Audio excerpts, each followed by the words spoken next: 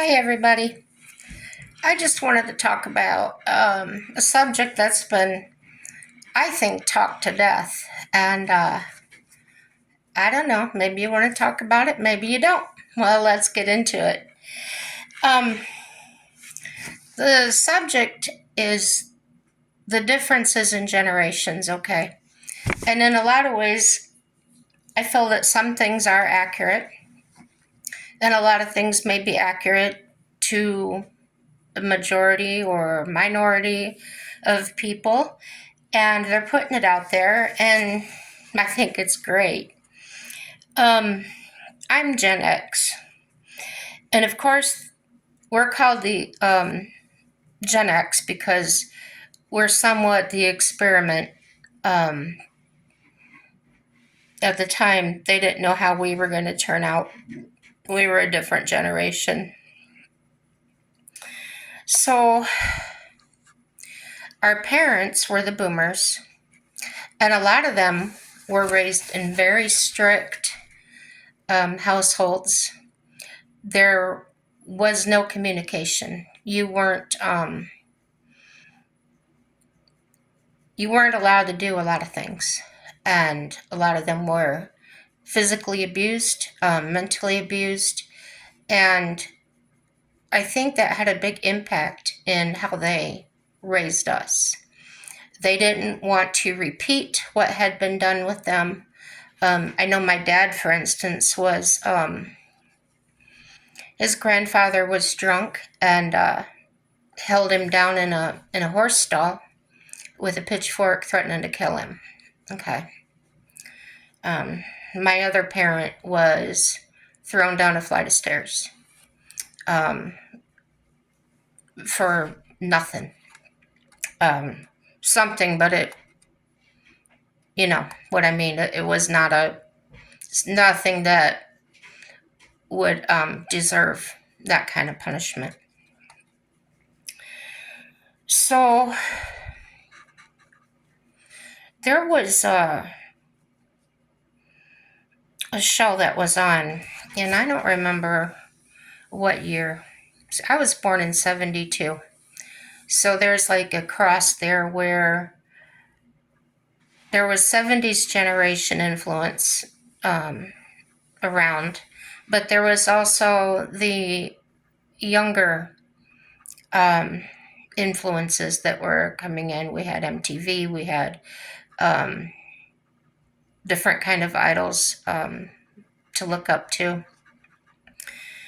And a lot of it was probably things we shouldn't have been listening to, but I tell you what, we learned a lot. Um, Despite what most think, we were, and that comes on according to the memes and funny videos that people make about drinking out of garden hoses and things like that. Well, I tell you what, we had horses, my sister and I. And where we lived, if we wanted to take a horseback ride around the block, our block was 5 miles long, okay? So we would fill up a water bottle or something with right out of the hose. It was colder water. It was well water. And there were times we'd clean out the horse tank and scrub it really good and then be filling it up and get thirsty. And there you go. The hose is right there. We weren't made to drink out of the hose. It was just something common that we did. It was convenient. And let me see. Our parents were hardworking boomers. I remember my dad working 2-3 days straight and not even bothering to come home, just sleeping in the break room. Um, we were, it wasn't like we were told that we had to do this and that and the other. It was unspoken. We knew what had to be done. We knew that, well, I personally knew my sister and brother had to eat. So I taught myself to cook. I had been raised in the point that I knew that this how to handle the stove and to be safe with it and things like that. So we were learning, we were being taught, but then we were given the space to actually practice those things. And if we messed up, we faced the consequences of that. And I don't mean consequences like we'd get in trouble. I mean that if you did something wrong or something broke, that's the consequence of what you were doing with it. And that's a lot of learning that teaches so many things, to be out there doing it on your own and finding it out. Um, we weren't unsupervised, as a lot of people say, where um, nobody cared, nobody bothered you. Okay. If my sister and I took off on that 5 mile ride, believe me, my mom knew exactly what we were doing, even though we didn't tell her. Okay.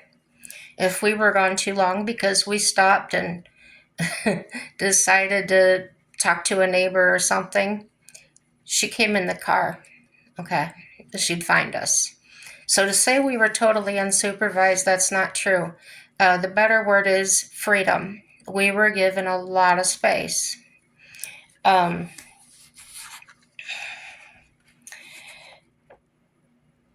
If our parents didn't find out, let's say somebody snuck out of my house. Well, actually, my sister used to do that. I didn't sneak out. If our parents didn't find out, somebody would tell them. There was always somebody that knew what you were doing. And depending on what you were doing, if you go right back home, I don't have to mention this to your parents, okay? Or somebody would snatch you up by the arm, and depending on what you were doing, they, take you back home and let your parents know what you were doing. So um, we just learned to respect people that way, that we weren't going to be allowed to get away with things just because we weren't with our parents, okay? There were consequences to our actions. Now,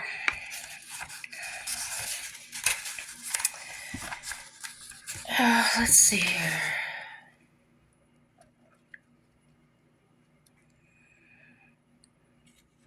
Yeah, those neighbors, they would treat you if like you're their own. If you deserved a swat on the butt, that's what you got. Um, yeah, and if we were bad enough, not only did we get it from the neighbor or the family friend, we got it again at home. So people talk about a sitting room or maybe a second living room or something that was always kept. I call it museum clean. Nothing's out of place. The carpet's never been walked on. The furniture's never been sat on. Okay.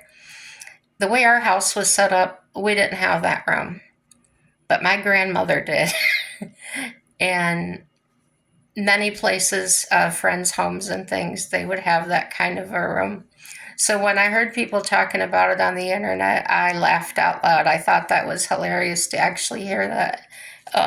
There was other people that did that.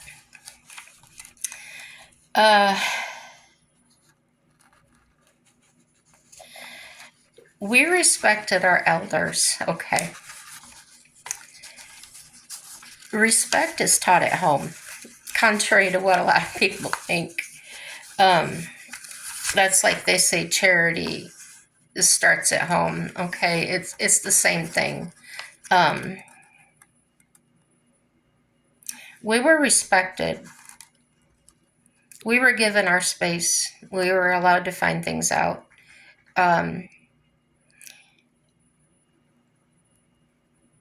We respected our elders because they truly deserved it, okay?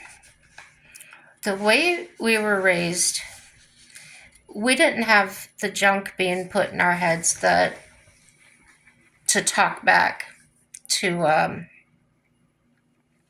be disrespectful. They truly earned it in their lifetime. Whether they were good people or bad people, it didn't matter. We had to show them respect, and if we didn't, that was a problem. We carried groceries for strangers. We helped the old lady in the parking lot of the grocery store. If somebody fell, we'd be there to help pick them up. We didn't laugh at them. We didn't take pictures of them.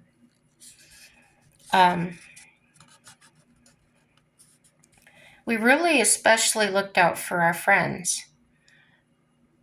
They weren't bros. They weren't bitches. They were our family, okay?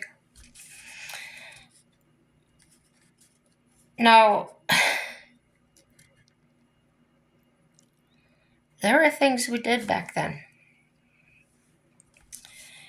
And like I said, the parents were there. When people say Gen X, the parents weren't there, they absolutely were. Even if they were at work, they knew. They knew if we were okay or not. Just trust that.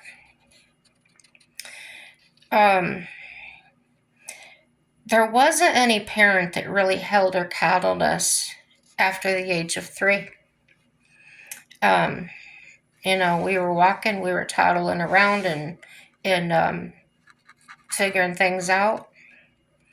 We learned if it's not to touch, to get your hand smacked if you didn't pay attention. We weren't beat. No. We had to learn how to fend for ourselves. For instance, when school was out in the summertime, there wasn't snacks. No. We were lucky to have peanut butter and jelly and saltine crackers, okay? Or a can of soup that's been in the cupboard for a long time. Mom and Dad didn't run to the store to buy bread or milk if we had just run out. We went without, being told, maybe next time you'll make it last longer. There you go, another lesson. We weren't allowed to sleep in on the weekends. We had chores to do, and there wasn't any allowance for doing chores. No. We were told often, my house, my rules. Usually that came up if we wanted to stay out late or we got in trouble for coming home late. Most of us had a curfew. In the summertime, it was later, and it usually coincided with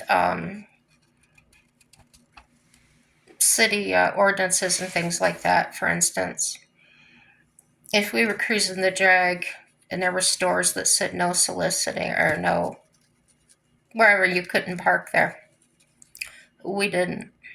We didn't vandalize. We didn't destroy other people's property. No. We didn't hold people up.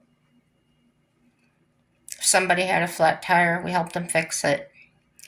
If my buddy, now we had CB radios, okay, and we had a handle, which was a name you made up, like let's say your handle was Snowflake, okay.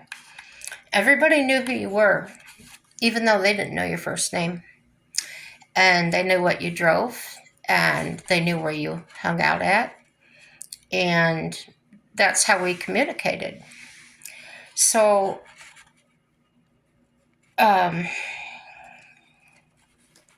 if you needed a friend, we had guys that would have these big 4x4 trucks and they would go out mud bogging. They'd call over the CB and tell us what they were doing. That's because we knew if we got stuck or got in a situation, not legal trouble, but, things with the vehicle or whatever, we called our family, our friends, and we were all there for each other. We'd pull them out, do what we could do, and that's how we learned as well, by doing. Okay. We learned how much a truck could take. We learned about transmissions and yeah, we learned a lot. Um, we were taught how to act in public. We were not allowed to ask for anything when going to the store with mom. Mm-mm. Now, if I went with my dad, he'd usually buy me a candy bar. And I didn't ask because I wasn't allowed to ask with mom. Why would dad? So he'd just buy a Snickers bar or something for me, and that was great. Great memories with dad. And speaking of dads, my dad, and I know a lot of my friends' dad was this way, they taught their daughters how to work on our cars. Okay, they taught us how to change the oil and work on the transmissions and the motors and do tune-ups and everything else, right? They taught us how to fish. They took us fishing and lots of other things. I know we had the horses, and my dad was we were that was our thing. Mom wasn't real involved with that. She didn't ride with us or anything, but yeah, we had good times. And one day I asked my dad, "Why do I gotta learn all this stuff? Why are you showing me?" And the reason my dad gave me was because you can't truly rely on any man. Take care of your own. And he called it TCB, take care of business. He called it PYA, protect your ASS. And yeah, learned a lot from him. Most of my fond memories are found in the freedoms I had to live life, making semi-adult decisions, but parents knowing in the background, watching us grow into productive people in society. Everybody can say real freely, my parents weren't there, but to be honest, we all knew they were there. They just weren't hovering. And they didn't want us to have the tragic childhoods that they had. We learned our work ethics by living life, facing these with neighbors and our friends, and socializing and figuring out what works and what doesn't. We didn't play games. If we went for a job, we were there for the job. We weren't there to mess around or play games. We did our work. We no, we weren't protected from dangers. Now, as far as drugs or the potential of being kidnapped by somebody or things like that, those were priority things that was talked about in schools, and a lot of places we were at, that was kind of drilled into us. I was just never tempted to do drugs or anything. However, smoking was legal at the age of 16, so a lot of us smoked cigarettes. If your buddy got arrested, he'd call his friends. He didn't call his other family, his mom and dad. Because we just basically knew. Mom and dad would say, sit there, you did it. You did it, you got to pay the piper. Um, so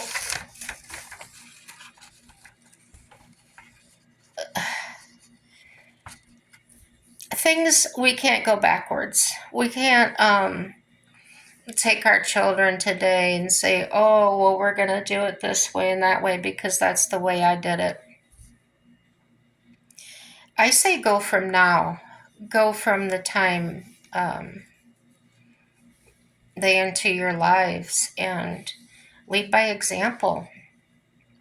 If you don't know how to lead by example, if you don't know what the example should be, I don't know what to tell you. I could say go find out from somebody, but a lot of people I've even talked to some myself, some self-help people or books or whatever, and I don't think so. They could make you worse. We had parties. Some of them had some alcohol, and not hard alcohol. I'm talking maybe wine coolers and beer. And the parents were there. They weren't partying with us because they were maintaining their authority. But they were around. Couldn't see them, but they were there. We just knew. We were responsible because we wanted to keep our freedom. We didn't want to give anybody a reason to look that close at us. We wanted to keep that trust, that parental trust. But on the other hand, we knew if we got over our heads, the parents would show up. We could call them and they would show up. So don't get the impression that Gen X didn't have caring parents, because we did. We had great parents that let us live free, let us make our mistakes, let us risk our lives and limbs, because that's how you learn. If, for an example, if the group of people gets together and they want to shut down the bar in town, they don't want their kids to be around it. They don't want them to see it. Okay. So it's gone. And years go by and nobody even knows what that is. So then another one pops up and they're all in awe over it and they want to dive into it and they don't know how to act there and they don't know alcohol limits. Okay. That's a consequence of shielding them from something. When, in my opinion, when you're protecting your children, pick and choose what you're protecting them from. Because there's a lot of things in life, if they don't find out now, and they find out later without you around, without adult supervision, they won't have a clue what to do, and they may go make more mistakes.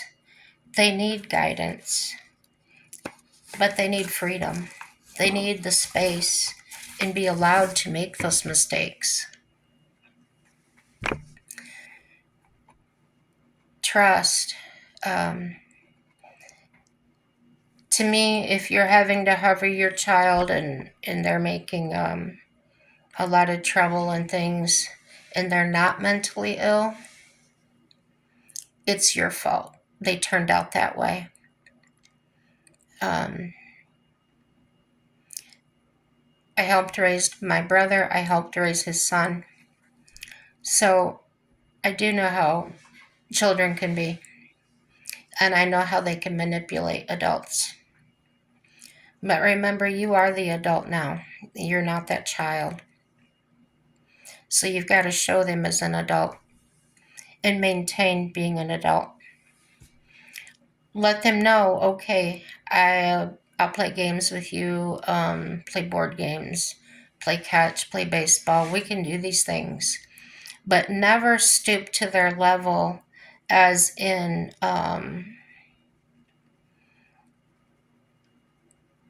letting them feel like you're not there. Don't be overbearing. Just give them space. And those are my personal beliefs and finds, everybody. I'm going to cut this off. Please subscribe to my channel and like or dislike. It's all positive. Happy day. Bye-bye.